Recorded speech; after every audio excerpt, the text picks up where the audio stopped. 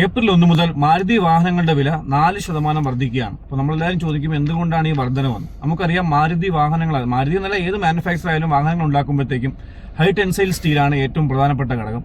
അപ്പോൾ ഈ high tensile സ്റ്റീലിനുണ്ടായ ഒരു 10% വർധനവും പിന്നെ സിങ്ക്, മെറ്റൽ തുടങ്ങിയ ലോഹങ്ങളുടെ വില കൂടുതലുമാണ് നമുക്കിപ്പം ഒരു വില കൂടാനുള്ളൊരു കാരണം. അതെല്ലാ മാനുഫാക്ചറും ഇപ്പം വില കൂട്ടുന്നുണ്ട്.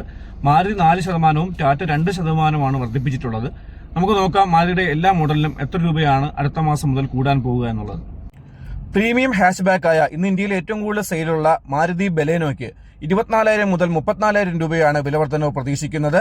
കോമ്പാക്ട് SUV സെഗ്മെന്റിൽ ഇന്ന് ഇന്ത്യയിൽ ഏറ്റവും കൂടുതൽ സെയിലുള്ള ഫ്രോൺസിന് അതുപോലെ തന്നെ 24,000 മുതൽ 40,000 രൂപ വരെയാണ് വില വർധനവ്. മിഡ് SUV സെഗ്മെന്റിലെ ഏറ്റവും മികച്ച വാഹനമായ ഗ്രാൻഡ് വിറ്റാരയ്ക്കും 20,000 മുതൽ 40,000 രൂപ വരെ വില വർധനവ് പ്രതീക്ഷിക്കുന്നു. ഇഗ്നിസിന് നമുക്ക് 15,000 മുതൽ 32,000 രൂപ വരെയാണ് അർബൻ കോമ്പാക്ട് സെഗ്മെന്റിലുള്ള